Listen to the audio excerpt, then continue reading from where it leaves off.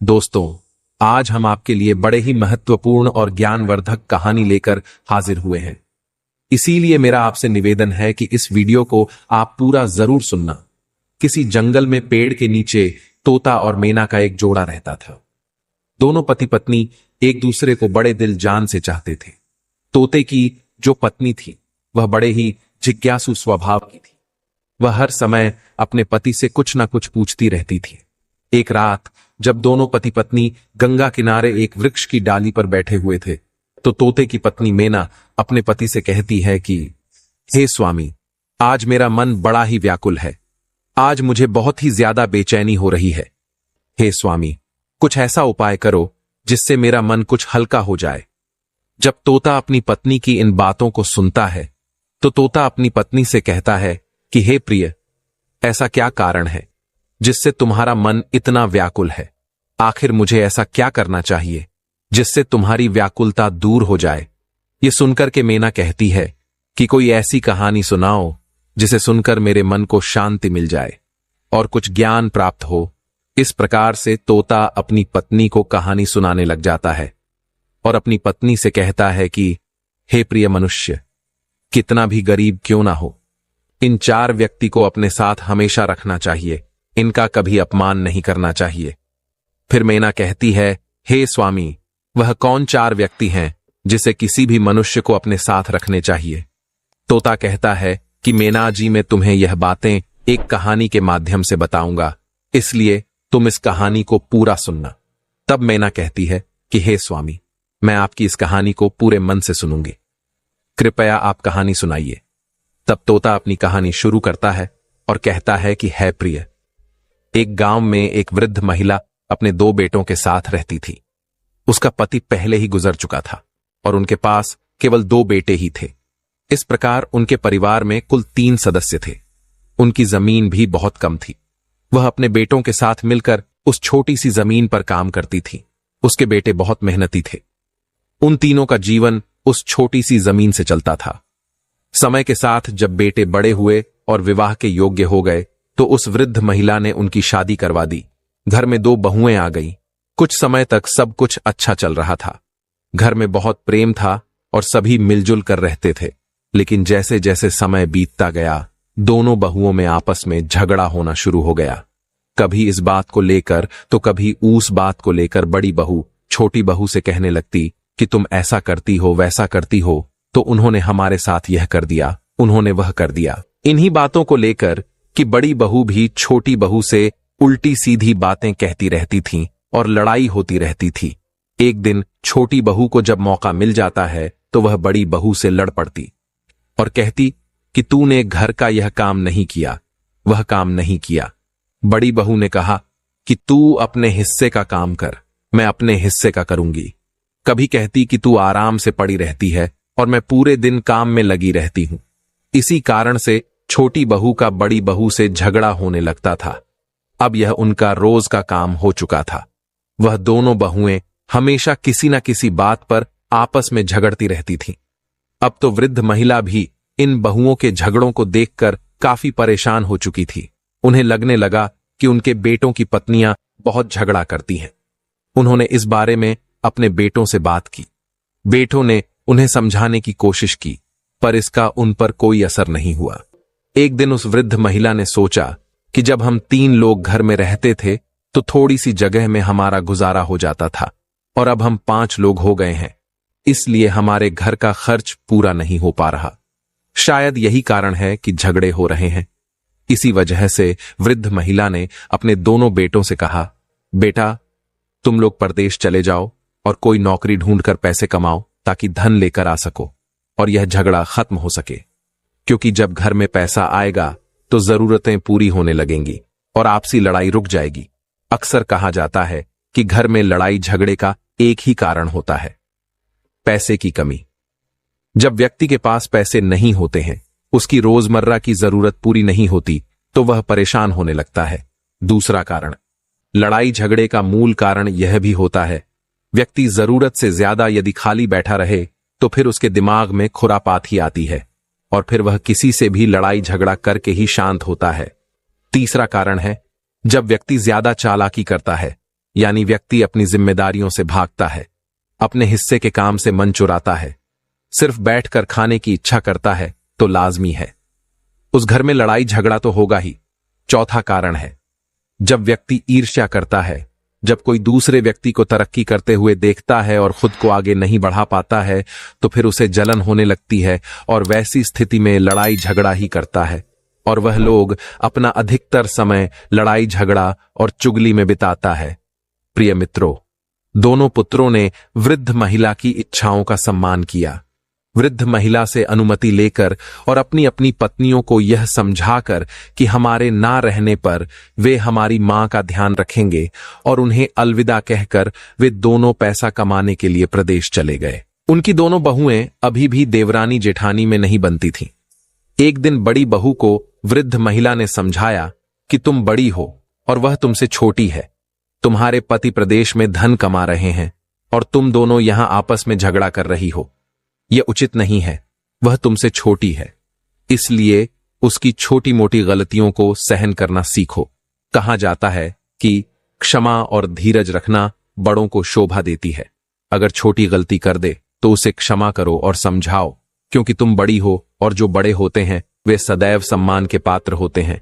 अपनी सास यानी वृद्ध महिला की बात सुनकर बड़ी बहू क्रोध में चिल्लाती है और कहने लगी, आप छोटी बहू की वफादारी कर रही हो। आप मुझे समझाकर उसे लड़ने के लिए उसका और मनोबल बढ़ा रही हो।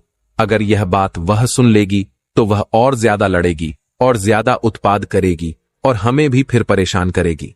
इसका मतलब है कि आप उसे लड़ने का मौका दे रही हैं, उसे कुछ भी नहीं कहती। वृद्ध महिला ने कहा, तुम इतना गुस्सा क्यों हो रही हो? क्योंकि पहले बड़े को समझना चाहिए, उसके बाद छोटे को समझाना चाहिए। मैं तुमको समझा रही हूं, फिर छोटी को भी समझाऊंगी। वृद्ध महिला की बात सुनकर बड़ी बहू ने थोड़ा बहुत काम किया और गुस्से में चली गई। इधर अगले दिन फिर लड़ाई होती है तो छोटी बहू के पास जाकर वृद्ध महिला समझाती है और कहती है, देख बहू, वह तुझसे बड़ी है और तू छोटी है, फिर ऐसे क्यों झगड़ते हो? घर में बार बार क्यों लड़ाई करती है? तेरा पति यानी मेरा बेटा तो घर पर नहीं है, वह प्रदेश में पैसे कमाने गया है और तुम यहां झगड़ा कर रहे हो। यह ठीक नहीं है। मोहल्ले और पड़ोसियों के लोग देखकर हम पर हंसते हैं, इसलिए घर में शांति से और प्यार से रहो। जब घर में प्रेम होता है तो धन और समृद्धि अपने आप आती है। छोटी बहू ने सोचा कि यह वृद्ध महिला बड़ी बहू का पक्ष ले रही है। छोटी बहू कहने लगी, अरे बुढ़िया, तुम ज्यादा हमें समझाने की कोशिश मत करो, और नहीं तो मैं तुम्हारा भी अपमान कर बैठूंगी। मैं जानती हूं तू अपनी बड़ी बहू को बहुत चाहती हो और मुझे फूटी आंख से भी नहीं देखती। छोटी बहू को समझा समझा कर वृद्ध महिला भी चली गई और विचार करती है कि इन दोनों की बुद्धि खराब है, ये मानेगी नहीं। इन्हें समझाओ तो यह उल्टा मुझसे ही सवाल करती है, मुझसे लड़ने की बात करती है। फिर वृद्ध महिला ने विचार किया, इससे तो अच्छा यही है कि अपनी इज्जत यदि बचानी है तो इन्हें समझाना बंद करना होगा। कहते हैं, जहां पर अपनी बात की कोई अहमियत ना हो वहां बोलने से अच्छा है चुप रहना चाहिए। यदि आप वहां बोलने जाएंगे तो आप उनके दुश्मन बन जाएंगे। वृद्ध महिला सोचने लगी कि मेरी बात किसी को पसंद नहीं आ रही है, उल्टा यह दोनों मुझ पर हावी हो जाती है। अगर किसी दिन हाथ उठा दिया, यदि यह दोनों कभी मुझे मारने लगी तो मैं अपना मुंह दिखाने लायक नहीं रहूंगी, इसलिए उन्हें समझाना मेरे लिए मुश्किल है। अब वह दोनों बहुएं अपनी सास यानी बुढ़िया से बहुत घृणा करने लगती हैं। कोई भी उनसे खाने के बारे में नहीं पूछती। बुढ़िया को खुद ही रसोई में जाकर खाना लेना पड़ता है। वह बुढ़िया से इतनी नफरत करने लगी कि दोनों बहुएं बुढ़िया को अपने घर में रखना नहीं चाहती थीं। वह सोचती थी कि काश यह बुढ़िया घर से निकल जाए या मर जाए, लेकिन उन्हें ऐसा कोई बहाना नहीं मिल पा रहा था जिससे वह बुढ़िया को घर से बाहर निकाल सके। अगला दिन होता है तो उन्होंने अपनी लड़ाई फिर शुरू कर दी। तब वृद्ध महिला ने एक कट्टा उठाया और घास काटने के लिए जंगल में चली गई, क्योंकि कहते हैं व्यर्थ की लड़ाई झगड़ा अपने कानों से सुनना भी नहीं चाहिए। अगर आप खड़े होकर वह लड़ाई सुनेंगे तो हो सकता है कि आपको बोलना भी पड़ जाए, इसीलिए सबसे अच्छा तरीका है वहां से निकल जाओ। वृद्ध महिला घास काटने के लिए जंगल में चली गई और शाम को लौट कर आई। तब तक उन दोनों की लड़ाई खत्म हो चुकी थी। इसी तरह से जब अगला दिन होता है, उनकी लड़ाई शुरू हो जाती है तो बुढ़िया अपना कट्टा उठाती है और घास काटने के लिए जंगल की ओर निकल जाती है। जब वह वृद्ध महिला जंगल में घास काट रही थी तभी उसके पास एक विशाल सर्प वहां पर आ गया। विशाल सर्प को देखकर वृद्ध महिला भय से कांपने लगी। उसे लगा कि आज उसकी जान नहीं बचेगी और सर्प उसे निश्चित रूप से खा जाएगा। भय से कांपती वृद्ध महिला को देखकर सांप ने मनुष्य की भाषा में बोलना शुरू किया और कहा, माता, तुम डरो मत, मैं तुम्हें कोई हानि नहीं पहुंचाऊंगा। मैं यहां तुमसे अपना दुख साझा करने आया हूं, क्योंकि मैं बहुत परेशान और दुखी हूं। सर्प के मनुष्य की भाषा में बोलने पर वृद्ध महिला के दिल को कुछ शांति मिली। उसने एक गहरी सांस ली और सोचा कि सर्प मनुष्य की आवाज में बोल रहा है। फिर वृद्ध महिला ने पूछा कि हे नागराज, बताइए आपको क्या परेशानी है। तब नागराज कहने लगा, हे माता, कई दिनों से मैं भूखा हूं, मुझे खाने के लिए कुछ नहीं मिल रहा है। यदि आप मुझे कुछ खाने को दे दो तो मेरे प्राण बच जाएंगे। मैं बिल्कुल मरने की कगार पर पहुंच चुका हूं, क्योंकि मैं जिस आश्रम पर रहता था उस आश्रम के जो ऋषि थे अब उनका देहांत हो चुका है। वह एक गाय पालते थे, उस गाय का दूध मुझे पिलाते थे और स्वयं भी पीते थे, उसी से मैं जीवित था। लेकिन हमारा पालन करने वाले, मुझको दूध पिलाने वाले हमारे जो ऋषि थे वह अब इस दुनिया को छोड़कर चले गए।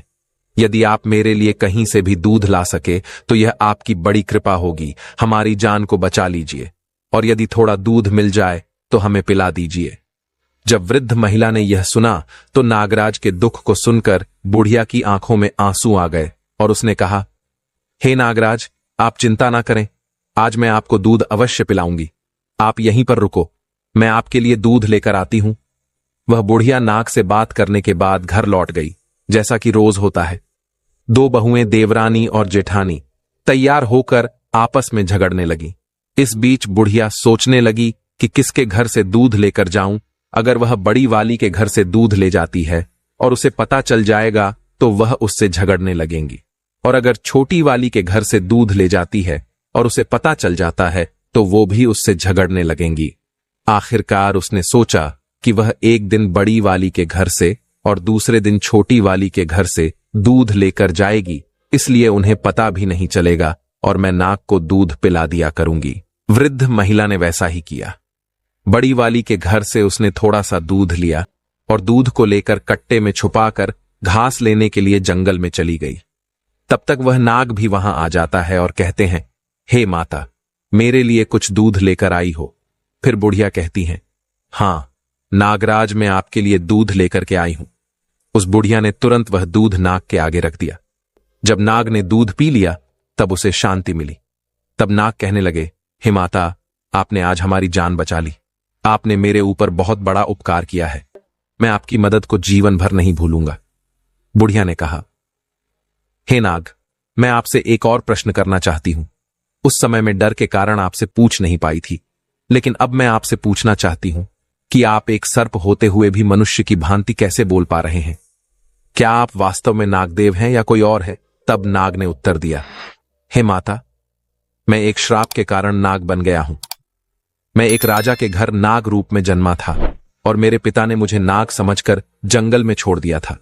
मेरा श्राप केवल 20 वर्षों का है। मेरी मुक्ति अब ज्यादा दूर नहीं है। 1 वर्ष के बाद मुझे मेरा मनुष्य शरीर वापस मिल जाएगा। मैं उस समय का बेसब्री से इंतजार कर रहा हूं। नाग देवता ने अपनी कहानी वृद्ध महिला से कही। वृद्ध महिला को उसकी व्यथा सुनकर उस पर प्यार आ गया। फिर वह रोजाना अपनी बहू के घर से दूध छुपते छुपाते लाने लगी और नाग को पिलाने लगी। एक दिन वह दूध बड़ी बहू के घर से लाती तो दूसरे दिन छोटी बहू के घर से। इस प्रकार वह नियमित रूप से नाग को दूध पिलाने लगी। नाग भी हर रोज उस स्थान पर आता और वृद्ध महिला के हाथों से दूध पीकर बहुत प्रसन्न होता। नागराज को ऐसा लगता जैसे उन्हें अपनी असली मां मिल गई हो। फिर एक दिन क्या हुआ कि उस वृद्ध महिला के घर में बहू ने देखा कि उनका दूध रोजाना कम हो रहा है। उन दोनों बहुओं ने आपस में चर्चा की और एक दूसरे से कहा कि कोई हमारा दूध चुरा लेता है। हमारा दूध कैसे कम हो जाता है? हर तीसरे दिन हमारा दूध कम हो जाता है। बड़ी बहू ने भी कहा कि हमारा भी हर तीसरे दिन दूध कम हो जाता है। हमारे दूध को कोई चुरा लेता है, लेकिन दूध चुराने के लिए हमारे घर में कौन आएगा? फिर उन्होंने विचार किया कि केवल बुढ़िया ही रसोई के अंदर जाती है और तो कोई आता जाता नहीं। फिर हमारे दूध को भला कौन चुरा सकता है? पड़ोसी हमारे घर में आते नहीं हैं। तब छोटी वाली ने कहा, दीदी, तुम्हारा चोर और मेरा चोर एक ही है, चलिए हम उसे छुपकर देखते हैं। फिर दोनों ने योजना बनाई और छुपकर देखने लगी। इधर अगला दिन होता है तो वृद्ध महिला रोज की तरह बड़ी वाली के घर में जाती है और रसोई में घुस जाती है। वे दोनों छुपकर देख रही थीं। वृद्ध महिला ने बड़ी वाली के घर से दूध लिया और अपने पल्लू में छुपाया और घास कटाने के बहाने जंगल को चली गई। इधर बुढ़िया को दूध ले जाते उन दोनों ने देख लिया। तब छोटी वाली ने कहा कि चलिए देखते हैं, यह बुढ़िया दूध लेकर जंगल में कहां जाती है और किसे पिलाती है, खुद पीती है या किसी और को पिलाती है। वृद्ध महिला जंगल में चली जा रही थी। उसके पीछे पीछे दोनों बहुएं चूपते छुपाते उसे देखने के लिए आगे बढ़ती जा रही थीं। वृद्ध महिला उस स्थान पर पहुंची जहां वह प्रतिदिन घास काटा करती थी और जहां वह नागराज को अक्सर दूध पिलाया करती थी। इस बीच दोनों बहुएं दूर से छुपकर देख रही थीं कि बुढ़िया के पास एक विशाल और भयानक सर्प आया और बुढ़िया उसे दूध पिलाने लगी। सर्प दूध पीने लगा। जब बहू ने देखा कि बुढ़िया उस खतरनाक सर्प को दूध पिला रही है और वह सर्प तो बहुत ही बड़ा था, ऐसा सर्प उन्होंने कभी नहीं देखा था। सर्प को दूध पीते देखकर वे दोनों घबरा गए। डर के मारे वे दोनों एक पेड़ के पीछे छिप गई। उन्होंने कहा, लगता है यह सर्प कोई दैत्य है और यह बुढ़िया भी कोई चुड़ैल लगती है, बल्कि हमारी सासू मां नहीं लगती है। कहीं ऐसा ना हो कि यह बुढ़िया हमें और हमारे बच्चों को भी खा जाए। हम आज इसे घर में नहीं घुसने देंगे। उन दोनों को बहाना मिल चुका था। ऐसा निर्णय लेने के बाद वे दोनों बहुएं अपने घर चली आईं। इधर बुढ़िया नाग देवता को दूध पिलाती है और घास लेकर अपने घर की ओर चल देती है और घर पर पहुंची तो देखा कि घर का द्वार बंद था और दोनों बहुएं जो थीं डंडा लेकर भीतर खड़ी हुई थीं। घर जाकर बुढ़िया ने कुंडी खटखटा तो दोनों बहुओं ने दरवाजा खोला। बुढ़िया ने देखा कि दोनों बहुएं अपनी साड़ी का पल्ला अपनी कमर में बांधे खड़ी है और हाथ में डंडा पकड़ रखा है। बुढ़िया ने देखा कि यह क्या मंजर है इन दोनों का, यह कैसा रूप है, यह हाथ में लाठी क्यों पकड़े हुए हैं। इस पर बुढ़िया ने पूछा कि तुम दोनों ऐसे क्यों खड़ी हो। तो दोनों ने एक साथ जवाब दिया, अरे बुढ़िया, तू तो एक चुड़ैल है, एक दिन तू हमें खा जाएगी, हमारे बच्चों को भी मार डालेगी। बुढ़िया ने कहा, अरे बहू, क्या तुम पागल हो गई हो? मैं तुम्हारी सास हूं, कोई डायन नहीं जो तुम्हारे बच्चों को खा जाऊंगी। अरे तुम्हारे बच्चे तो मेरे पोता पोती हैं जो मुझे मेरे बेटों से भी ज्यादा प्यारे हैं, और तुम ऐसी क्या बातें कर रही हो। तब वह दोनों बहुएं कहने लगी, अरे बुढ़िया, हमें पागल मत बनाओ, हमने तुम्हें देख लिया है, तू एक खतरनाक सर्प को दूध पिलाती हो, हमारे घर से चोरी करके दूध ले जाती हो और उस सर्प को पिलाती हो। वह सर्प कोई राक्षस है और तू उसके साथ में कोई चुड़ैल या डायन है, और अब हम तेरा विश्वास बिल्कुल नहीं करेंगे। आज के बाद तुम्हारे लिए इस घर में कोई जगह नहीं है, तुम्हें इस घर में हम घुसने नहीं देंगे, और ज्यादा जबरदस्ती की तो यहां से फिर जिंदा बचकर नहीं जाओगी। इसलिए अच्छाई यह है कि तू यहां से सीधे वापस चली जा, आज से तेरा हमसे कोई संबंध नहीं। बुढ़िया ने दोनों बहुओं को बहुत समझाया। फिर बुढ़िया कहने लगी, तुम लोग जो सोच रही हो ऐसा कुछ भी नहीं है, यह मेरा घर है और मुझे अंदर आने दो। अब परिणाम यह हुआ कि दोनों बहुओं ने उस बुढ़िया को घर में घुसने ही नहीं दिया। बुढ़िया ने जबरदस्ती की तो एक डंडा बुढ़िया को मार दिया और उसे धक्के मारकर घर से बाहर निकाल दिया। रात का समय था और अंधेरा हो चुका था। बुढ़िया अपनी बहू से रोते हुए कहने लगी, मैं इस रात में कहां जाऊंगी। उसकी बहू ने उत्तर दिया, हमें तुमसे कोई सरोकार नहीं है, चाहे तुम कहीं भी जाकर मरो। और इसके बाद उन्होंने घर का दरवाजा बंद कर दिया। बुढ़िया वहीं पर रोती रही।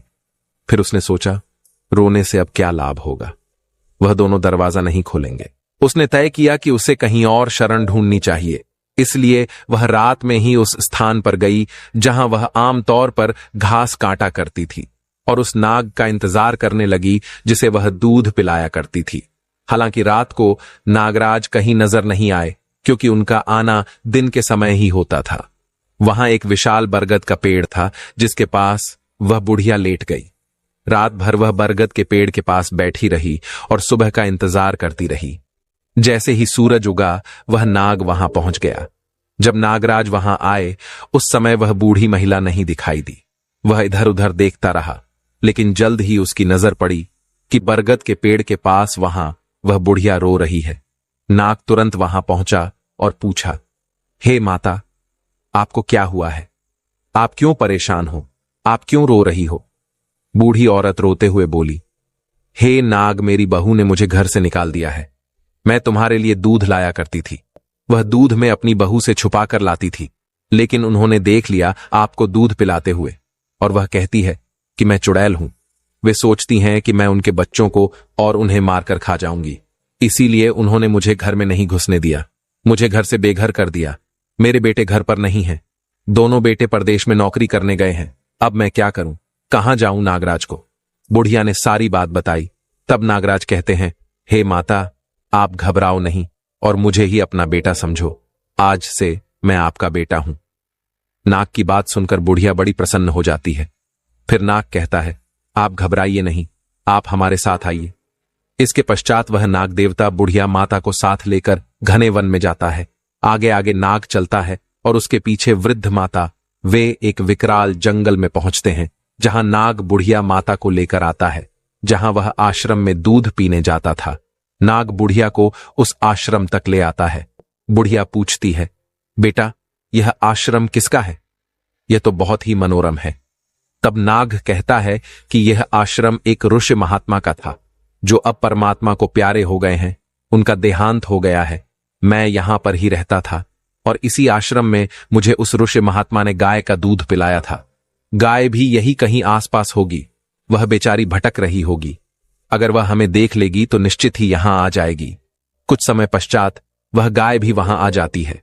गाय के थन दूध से भरे हुए थे। तब नाग कहते हैं, हे माता, इस गाय का दूध निकालिए और आप भी पी लीजिए। हमें भी पिलाइए। बुढ़िया गाय का दूध निकालती है। उसके बाद उस नाग को दूध पिलाती है और स्वयं पीती है। फिर नाग कहता है, हे माता, अब आप घबराइए नहीं। आप निश्चिंत होकर इस आश्रम पर रहे। यह गाय हमारे लिए दूध देगी और यहां ऋषि महात्मा की कृपा है। वह एक अपनी कृपा छोड़कर यहां से चले गए हैं। ऋषि महात्मा की कृपा से यहां अन्नपूर्णा का वास रहता है। यहां पर रहने वाले को किसी चीज की कोई कमी महसूस नहीं होती है। खाने पीने की हर चीज यहां उपलब्ध होती है। आप कुछ भी खाएं, कुछ भी बनाएं। यह सुनकर बुढ़िया और भी ज्यादा खुश हो जाती है और फिर अपने बेटे नाग के साथ में वो बुढ़िया वहीं आराम से रहने लगती है। नागराज हर दिन घूमने निकल जाता था और शाम को वापस आ जाता था, जबकि बुढ़िया और गाय वहीं चैन से रहते थे। गाय भी हर रोज घास खाने जाया करती थी और शाम को वापस लौट आती थी। शाम के समय वे तीनों एक साथ बैठकर भोजन करते थे और आश्रम में प्यार से रहते थे। लेकिन एक दिन की बात है, नागराज जो हर दिन की तरह घूमने गया था, शाम को वापस नहीं आया। इससे बुढ़िया को बहुत चिंता होने लगी, क्योंकि वे तीनों साथ में भोजन किया करते थे। शाम को गाय तो आ गई, लेकिन नाग नहीं आया। बुढ़िया इंतजार करती रही कि उसका बेटा नाग इतना अंधेरा हो जाने के बावजूद भी वापस नहीं आया। बुढ़िया रात भर अपने बेटे नागराज का इंतजार करती रही। उसने कुछ भी नहीं खाया, पूरी रात भूखी रही, लेकिन फिर भी वह नाग लौट कर नहीं आया। अगला दिन होता है तो स्वयं बुढ़िया नाग को ढूंढने के लिए जंगल की ओर चल देती है। बुढ़िया और गाय दोनों नाग को ढूंढते ढूंढते जंगल में निकल गई। थोड़े दूर जाने के बाद उन्होंने जंगल में उसने देखा कि वहीं उसका बेटा नाग जमीन पर गिरा पड़ा था और वह नाग उस पेड़ की टहनियों में दबा हुआ था। नाग को टहनिया के नीचे दबा हुआ देखकर बुढ़िया व्याकुल हो जाती है और गाय की सहायता से टहनियों को हटाती है। वह नाग काफी घायल और जख्मी हो चुके थे। जब नाग को होश आया तो बुढ़िया पूछती है, बेटा, यह सब कैसे हुआ? इस पर नाग अपनी पूरी कहानी बताता है। हे माता, मैं जब शाम को आश्रम लौट रहा था तो एक भयानक तूफान आ गया। तूफान के आने से मैं एक पेड़ पर चढ़ गया, लेकिन तूफान के झोंके से वह पेड़ गिर गया और मैं उसके नीचे दब गया। मैंने निकलने की बहुत कोशिश की, पर सफल नहीं हो पाया। मैं सोचता रहा कि मेरी मां मेरा इंतजार कर रही होगी, पर मैं बाहर नहीं आ पाया। मुझे चोट भी लग गई। इसके बाद बुढ़िया कहती है, बेटा तुम घबराओ नहीं, आओ मैं तुम्हारी चोट का इलाज कर देती हूं। इस तरह से बुढ़िया अपने नागराज को आश्रम ले जाती है और कुछ औषधि को पीस कर लाती है। फिर वह इन्हें मिलाकर एक लेप तैयार करती है और उस नाग के घायल शरीर पर लगा देती है। रोजाना इस लेप को लगाने से धीरे धीरे उसके घाव भरने लगते हैं। इस लेप को लगाते हुए बुढ़िया ने उसे पूरी तरह से ठीक कर दिया। 1 साल बीत जाने के बाद वह नाग का रूप छोड़कर फिर एक मनुष्य के रूप में आ जाता है। अब वह बेहद ही सुंदर राजकुमार बन जाता है। उन्हें एक सुंदर और रूपवान राजकुमार के रूप में देखकर बुढ़िया बहुत खुश होती है और बार बार उन्हें प्यार से छूती है। बुढ़िया माता की खुशी का ठिकाना नहीं रहा। फिर वह कुछ दिनों तक उस आश्रम में रहते हैं। इसके बाद एक दिन बुढ़िया कहती है, बेटा, अब हमें तुम्हारे पिता के पास ले जाना चाहिए। फिर बुढ़िया ने पूछा कि तुम कहां के रहने वाले हो, तुम्हारे पिता कैसे हैं? तुमने कहा था कि तुम एक राजा के बेटे हो। चलो देखते हैं कि तुम्हारे पिता कैसे हैं और तुम्हारी मां कैसी है। तब नाग से बना हुआ राजकुमार कहने लगा, नहीं, मैं बाहर नहीं जाऊंगा।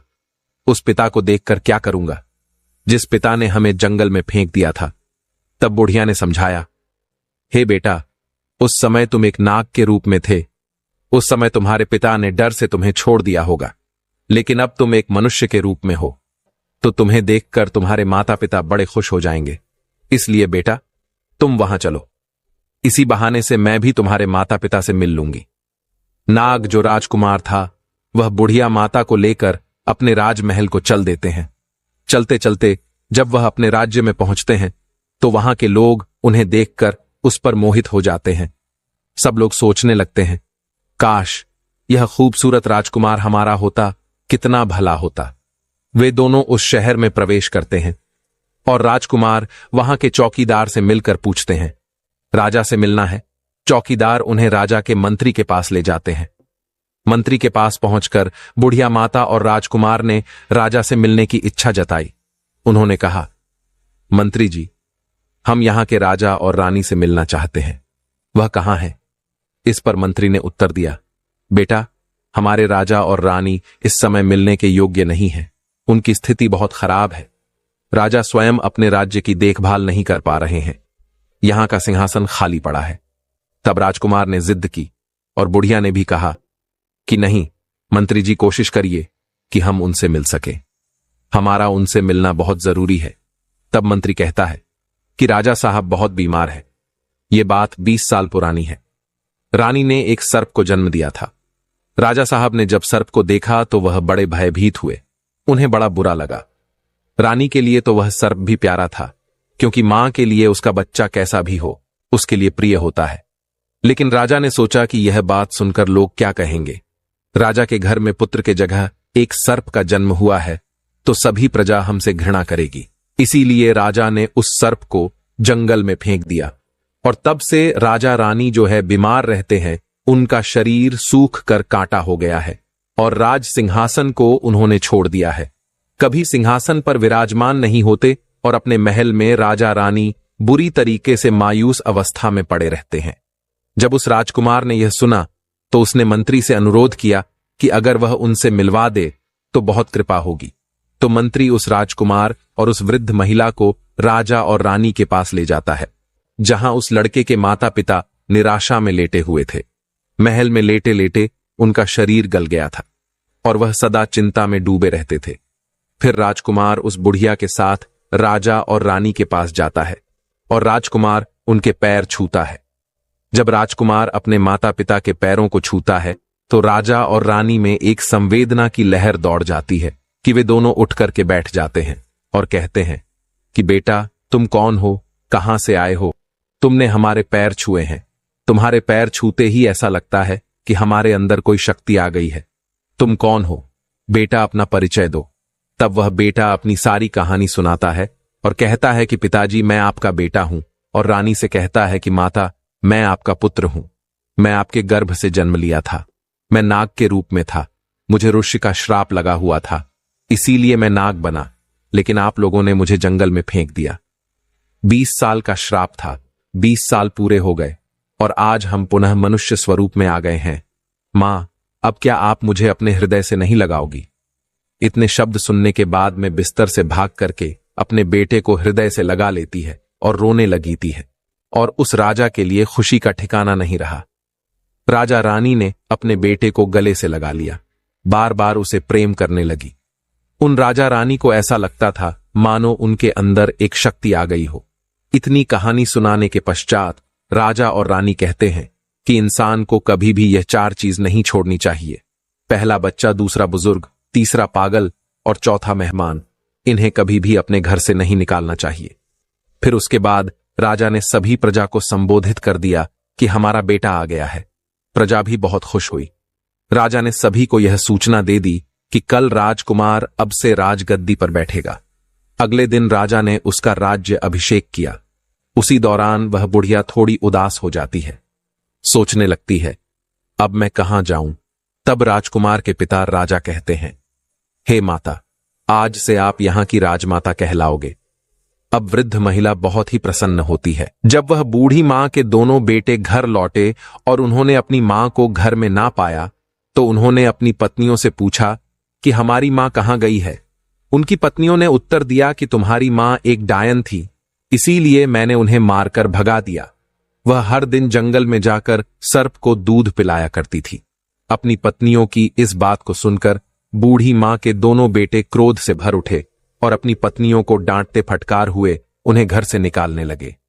वह बोले, तुम्हें शर्म नहीं आती? हमारी मां को चुड़ैल और डायन कह रही हो। हमारी मां कहां है? जल्दी बताओ, नहीं तो तुम्हें छोड़ेंगे नहीं। लेकिन उन बहुओं को असल में नहीं पता था कि बूढ़ी मां इस समय कहां है। अब तो उनके पति रोजाना उन्हें डांटते फटकार थे, उन्हें मारते पीटते थे। धीरे धीरे उनकी हालत खराब हो गई, क्योंकि ना तो उन्हें चैन से भोजन मिल रहा था और ना ही कोई सम्मान। उनके ही बच्चे उनसे नफरत करने लगे थे। सब लोग उन्हें घृणा की नजर से देखने लगे थे, क्योंकि कहते हैं ना कि जो अपने बड़े बूढ़ों का अनादर करता है, अपमान करता है, तो उसका भी अपमान समाज करता है। उनके बच्चे भी उनका सम्मान नहीं करते।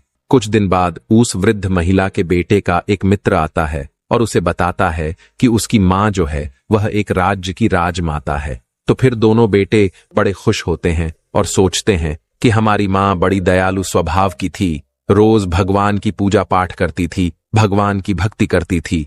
इस प्रकार भगवान ने उन्हें कितना उच्च पद प्रदान किया है। बेटों को यह सुनकर बहुत आनंद आता है और इसके बाद वे राज दरबार में जाते हैं। राजा की सहायता से अपनी वृद्ध माता राजमाता से मिलते हैं और उनसे कहते हैं, मां, अब आप घर चलिए, हम आपको लेने आए हैं।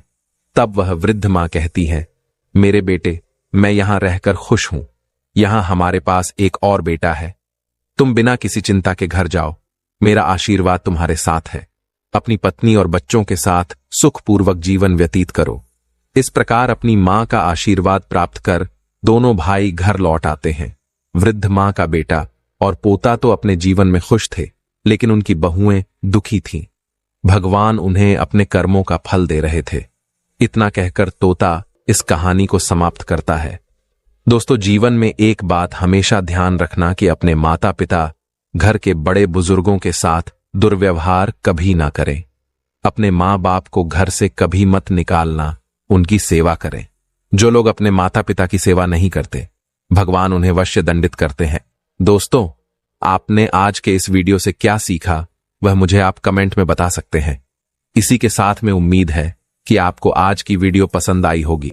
तो इस वीडियो को उस इंसान को शेयर करें जिससे यह कहानी सुनने की जरूरत है, और उसी के ठीक बाद चैनल को सब्सक्राइब करें। तो चलिए फिर मिलते हैं ऐसी एक और नई वीडियो में एक नए मैसेज के साथ। तब तक के लिए अपना ख्याल रखें। धन्यवाद और नमो बुद्धाय।